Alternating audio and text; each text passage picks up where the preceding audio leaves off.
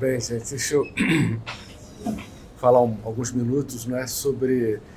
Então, primeiro de tudo, agradecer essa iniciativa do Memov, né, do Zé Sérgio, do Zé Carlos, do Zé Sérgio, do Zé Carlos, de organizar, de fazer esse tipo de registro, né? A iniciativa do Memov, inclusive, já tem algum tempo e, inclusive, tem registro de uma série de atividades ligadas aos trabalhadores, e, enfim, o projeto que se desenvolveu durante 2, 3 anos também, está tudo registrado lá. Então, é um trabalho fantástico, um trabalho precioso, né? De memória, e eu acho que é um privilégio para a Neide ter esse tipo de registros e constar, né, no site do Memov, né? Uma outra coisa que eu queria falar, vendo essa exposição das antropólogas, é que, na verdade,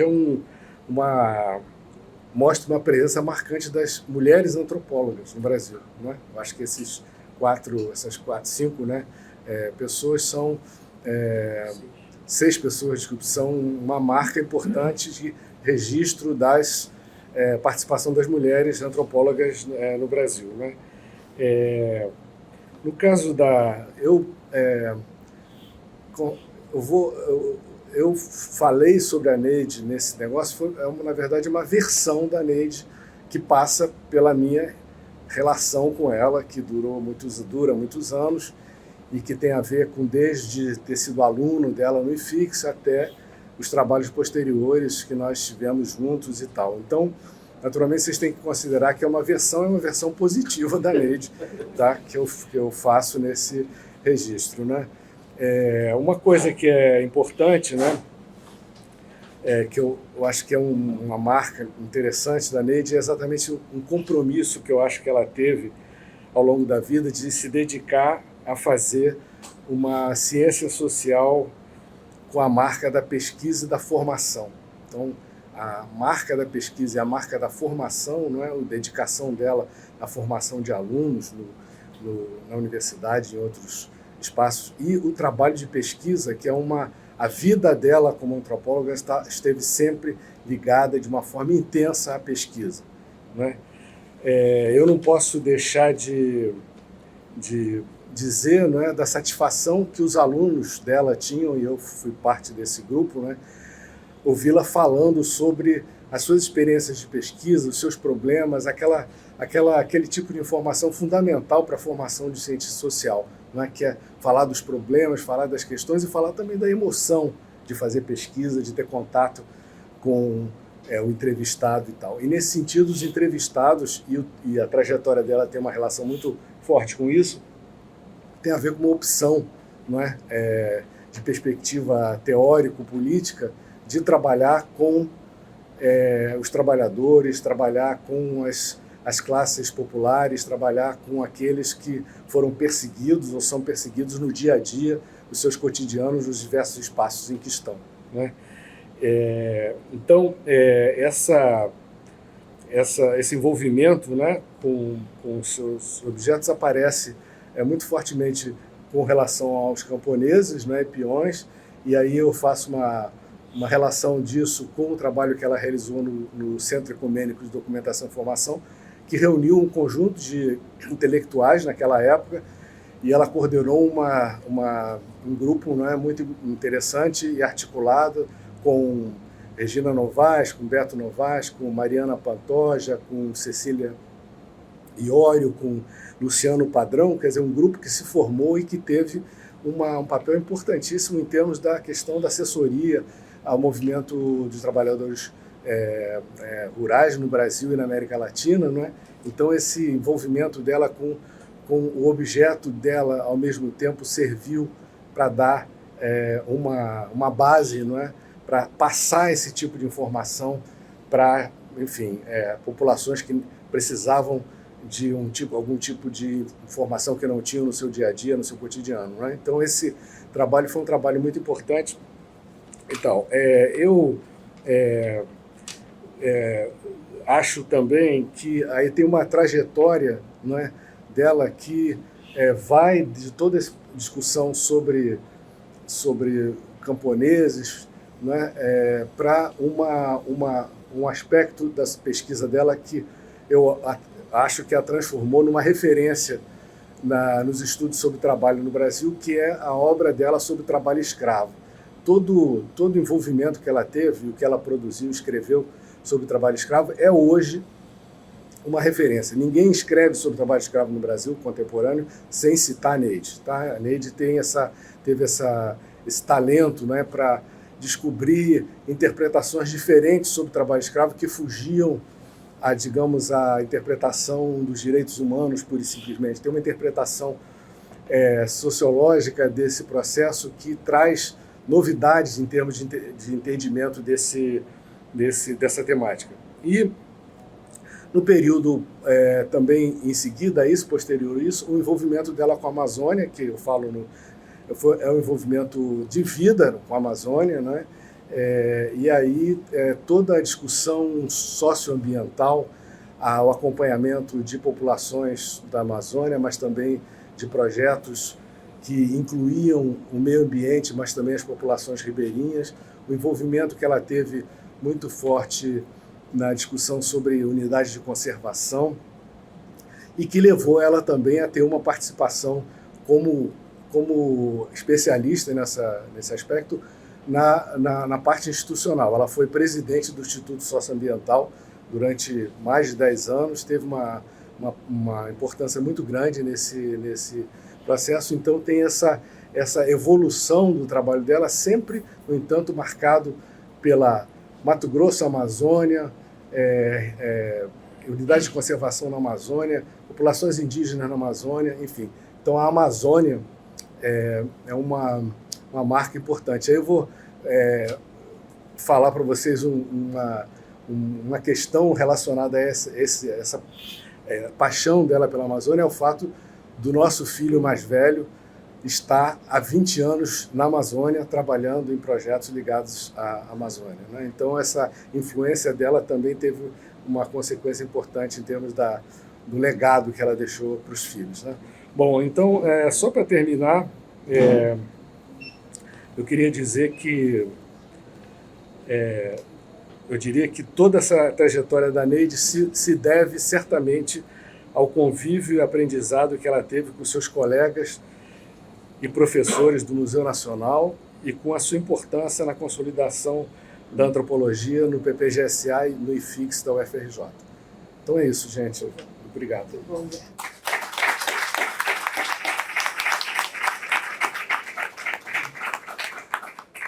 Tá bom. Bom, eu acho que queria falar 2 pontos só, assim, porque acho que já falaram bastante. Primeiro, eu queria falar sobre a relação IFIX-museu. Eu acho que a gente apareceu muito, né, na sua fala, Zé, agora, e também quando o Sérgio apresentou a primeira geração, mostrou muito a relação PPGás-PUC, né? E a gente está falando hoje de uma outra relação que não é tão direta assim, em termos de onde as pessoas ganhavam o seu pão de cada dia, né? Mas que é uma relação que vai se construindo, vai se refazendo ao longo do tempo. Então, eu queria começar me vendo como estudante do IFIX, né? Colega do Zé, né? A Jeter, a gente já homenageou aqui. Jeter era o único sociólogo que a gente sabia que era protestante na época, mas essa questão não entrava, né? Ele era um sociólogo, estava no IFIX, eu só procurei ele porque eu sabia que ele era protestante e podia me ajudar. E aí, como eu falei ali, isso abriu um campo interessante. Mas, na verdade, quem fazia essa relação IFIX-Museu Nacional, PPGás, era o Gilberto, né?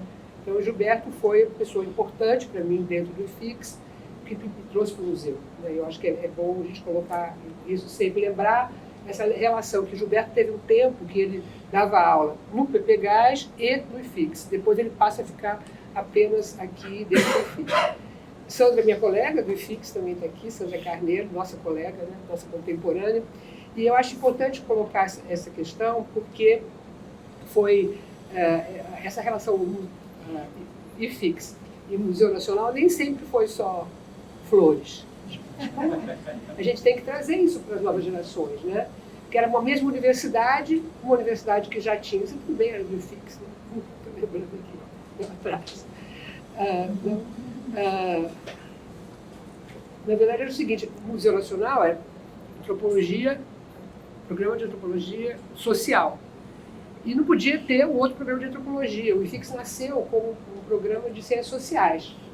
Mas ciências sociais não estavam dando conta do recado. Então a gente queria separar a sociologia da antropologia. Como separar? Brigando com os pais aqui dentro, né, um pouco, porque não podia ser o mesmo nome. E aí ficou antropologia cultural. Mas aí com aquele medo de ficar com o lado culturalista e tal. Agora arrumaram uma outra solução no IFIX, vai chamar etnografia e crítica cultural. Eu achei muito interessante colocar essa coisa, que conseguiram arrumar um outro nome que não briga com o museu, mas chama etnografia e crítica cultural. Queria contar isso para vocês, porque também para colocar que, né, nessa nossa memória, a gente também tem que trazer um pouco dos conflitos, daquilo que a gente negocia, daquilo que permanece, e daquilo que vai ficando na história também. Então é importante que as novas gerações saibam disso, né? Ou seja, essa questão IFIX Museu continua, né, e acabou de ter uma solução agora, que parece que a partir do ano que vem vai ser esse novo programa que vai aparecer lá. Então é bom colocar isso. Por outro lado, estamos aí, né, Rosilene, MF, Neide, Beatriz, nós ajudamos a fazer esse FIX, né, que hoje está sendo colocado. Eu cheguei um pouco depois, a Lígia Sigol foi minha orientadora de mestrado e a Neide foi minha professora no IFIX, né? Era uma pessoa muito importante. Então, essa relação que eu acho dentro da minha universidade, mas por que, a pergunta que eu falei assim, por que esse grupo que está sendo lembrado hoje teve tanta relação com o museu, mesmo que estivesse em outro lugar? Eu acho que o Zé deu a dica agora, pesquisa, formação e militância, atuação, sei lá como é que a gente vai chamar isso. Eu acho que o que nos faz um grupo, mesmo que a gente esteja em espaços diferentes, é essa questão. Então foi, né, por exemplo, eu saio do IFIX, venho para o museu, né, em 74, né, e venho com o Gilberto. O Gilberto é assim, meu orientador, né, estava tudo certo, a gente tinha uma relação bastante próxima, mas eu queria fazer um trabalho de campo. Essa ideia que você só vira antropólogo quando você faz um trabalho de campo, que é longe da sua casa, né? Era muito forte isso. E aí o Alfredo Wagner ia falar assim, a Moacir e Lígia estão fazendo um grupo para ir para o Nordeste. Adorei a ideia, nem pensei um pouco que podia ofender meu orientador, né? Eu pedi licença para ele, falei, eu tenho que ir nesse negócio, porque ficar 2 meses no Nordeste estudando era um trabalho de campo. E, de fato, gente, esse trabalho de campo é que nem o primeiro sutiã, a gente nunca esquece. Porque foi realmente um trabalho de campo muito intenso, muito forte, né? Aprendi muito, era de manhã, de tarde, de noite, a gente fazendo o trabalho de campo, indo para ler o diário de campo, lendo de novo, saindo no dia seguinte, e essa foto que vocês viram que está Lígia Moacir, o Beto estava passando por lá também, e Silvana, né, também já nos deixou essa foto desse momento. Leilá também, claro. Então, esse trabalho de campo, ele já traz essa coisa que eu estou falando, né, que o Zé também falou, que é pesquisa, porque era uma grande pesquisa, uma pesquisa, inclusive, que eu gosto sempre de lembrar, que o Moacir, estrategicamente, misturava quantitativo com qualitativo, porque nós estamos vivendo ainda na ditadura militar. Então, a gente tinha que chegar nos lugares com algum tipo de, digamos assim, papel. Museu Nacional, viemos aqui contar quantas coisas tem nesse barracão, ou então viemos saber que população é essa. Então, o Moacir usou muito bem, usou de uma maneira reflexiva, ele usou essa coisa do quantitativo para se apresentar. E, ao mesmo tempo, a gente ia para as feiras, a gente ia para os barracões, ia para a Casa dos Engenhos, fazendo a parte mais qualitativa, como a gente costuma trabalhar, né? Então, esse campo foi muito importante e foi muito forte, né? Eu acho que ele fica. E ele é, na verdade, o que junta essa maneira de ver as coisas a partir de conjugação de fatores, essa maneira de ver as coisas, de ouvir, mas ao mesmo tempo relativizar, de construir campo. Eu acho que a gente aprendeu nesse campo e junta esse grupo todo. É um jeito de fazer antropologia. Então, é um jeito de fazer antropologia que foi calcado tanto na pesquisa como na formação, como no envolvimento. E aí eu também tive... Aí eu fui para Paraíba, voltei, fui para o IFIX, né? E tive essa oportunidade de trabalhar com a Neide, como o Zé acabou de lembrar, no SED, né? Agora eu falo CEDI também, que eu acostumei com os paulistas. No SED, que é o Centro Governo de Documentação e Informação, né? E, ao mesmo tempo, só para recordar uma coisa que o Sérgio lembrou aí, que talvez alguns de vocês não tenham ouvido essa piadinha ainda, fizemos todos parte da FETAMP, que era a Federação dos Trabalhadores Rurais de Moacir Palmeira, que era justamente esse momento que o Moacir tinha ido para Brasília, né? Fomos para Brasília também. Primeira experiência de fazer alguma coisa de gestão no lugar de gestão pública e tal, foi quando o Moacir foi para o INCRA, que a gente foi para lá para fazer levantamentos correndo, né, nos arquivos do INCRA, antes que ele caísse. E caiu, né? Tudo mudou.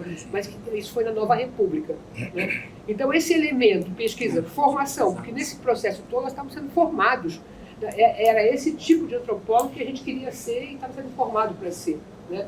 Mas, ao mesmo tempo, esse compromisso, sempre, todo o tempo tinha um compromisso junto com isso, né? Então, Brasília, depois FETAMP e a SED, mostra um pouco essa possibilidade de fazer isso não confundindo militância, formação e pesquisa.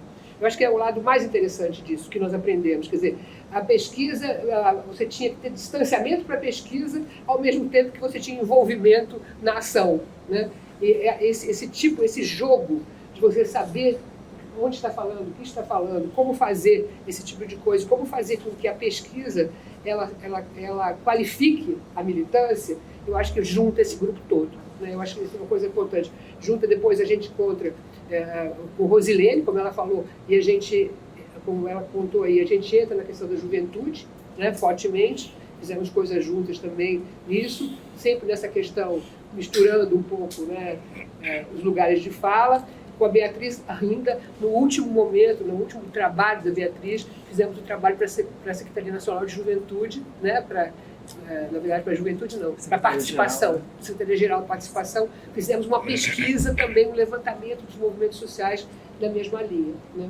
Então, é isso, quer dizer, eu acho que chamar atenção para essas duas coisas, né, sobre essas relações institucionais, que muitas vezes criam sei lá, concorrências, competições, negociações, e, ao mesmo tempo, um jeito de fazer antropologia que a gente levou para o Zé também, com Rosane aí, também presente, com Cecília, e Renata, que chegou também agora. E é um jeito de fazer, a gente se reconhece nesse mundão, se reconhece a partir desse tripé, né? Pesquisa, formação e, não sei se eu uso, militância, que é muito forte. E a última coisa que eu queria falar, e como isso mudou.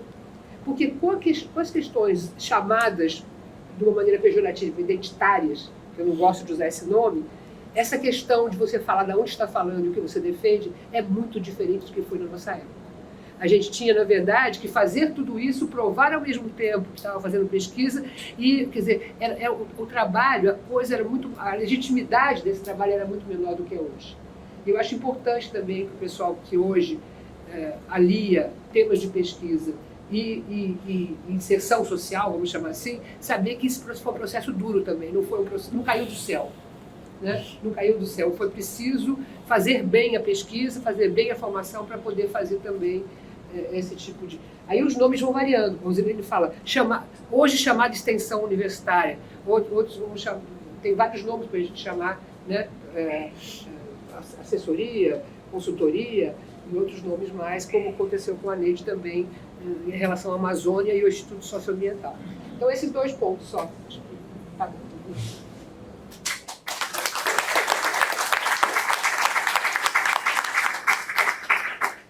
Estou pensando que eu fiz mal em ter ficado por último.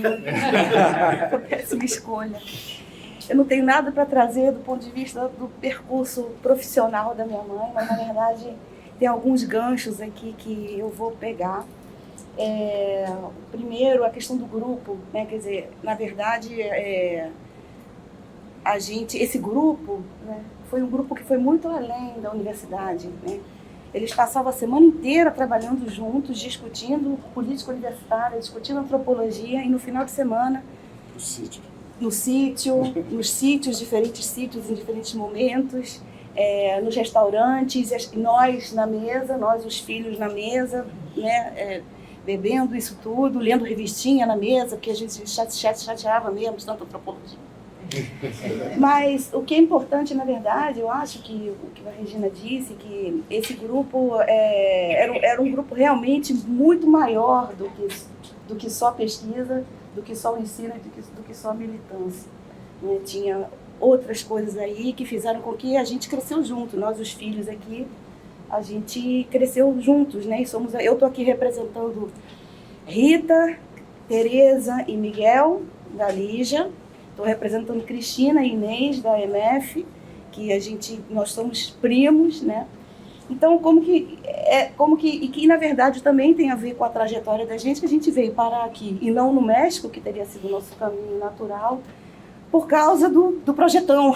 Na verdade, eu agora entendo a segunda fase do projetão, foi por isso que a gente conseguiu vir para cá, porque tinha esse projeto, minha mãe foi absorvida ali, e essas pessoas todas, quer dizer, fizeram parte da nossa vida aqui, da nossa inserção aqui, então muito além da questão acadêmica e mesmo militante, que é a questão da prática mesmo ali, da solidariedade. Então, e sobre a minha mãe, o que eu posso dizer?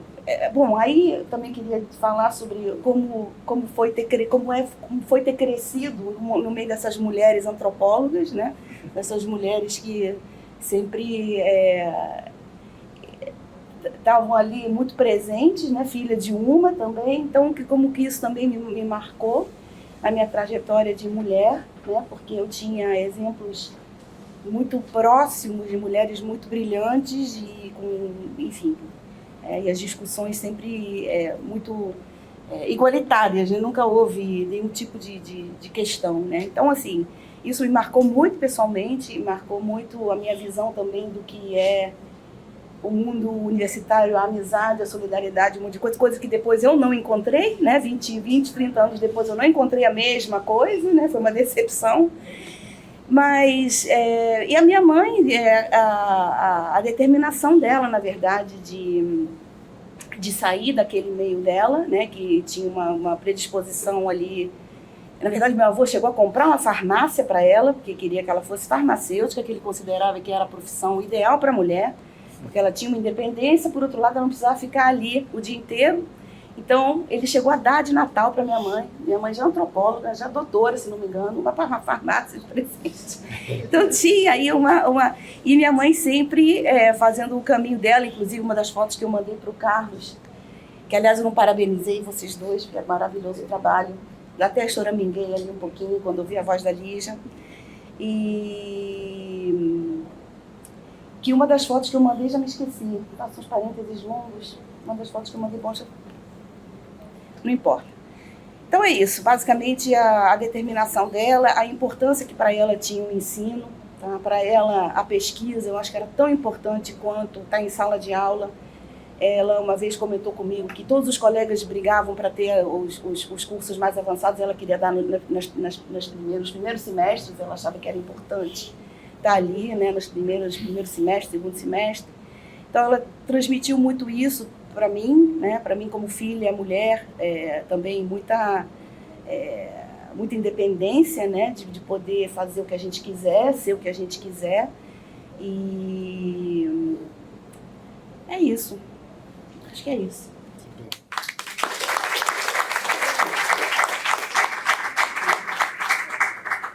Só queria falar uma coisinha final aqui, desculpa, que eu esqueci. Eu estava olhando para a Patrícia ali, Patrícia Brima, que foi nossa ex-presidente da ABA, estava pensando nas comissões que existem hoje dentro da ABA, como um elemento importante para marcar essa questão do envolvimento com a pesquisa e com a formação, né? Então, as comissões presentes na ABA, como na questão racial, na questão indígena, enfim, como questão também de orientação sexual, etc.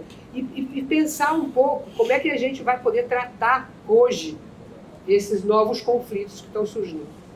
Só queria deixar, eu acho assim, nós temos obrigação, entendeu, de reconhecer o acúmulo, a importância das conquistas sociais que houveram para diferentes categorias, levando em conta a diversidade, que sempre foi o nosso tema, mas também saber como tratar isso institucionalmente. Esse é o tema de hoje. Quer dizer, como que, assim, que a gente tem que ter possibilidade de abrir o diálogo, né, sem uma visão punitivista, mas com uma visão que reconheça o avanço das pautas. Isso todo mundo está entendendo o que eu estou falando, né? E eu acho que olhar para o museu, para mim, também é olhar para isso, olhar para a minha primeira turma, a minha turma do museu, onde teve vários professores que estão em vários lugares hoje, né, no Brasil. Então, acho que é isso, gente. Tem que tomar muito cuidado, com muita delicadeza, de reconhecer as conquistas, mas também não entrar numa coisa conjuntural, imediatista, punitivista. É isso. Esse é o desafio, acho que eu colocaria assim, para adornamento dos conflitos que nós estamos vivendo hoje. E também fazer como a Inês, agradecer a vocês dois. Tá? Obrigada. Faltou completar ali naquelas características das pessoas, né? A sua participação na aba, na diretoria da IONE, né? Isso, o secretário da aba.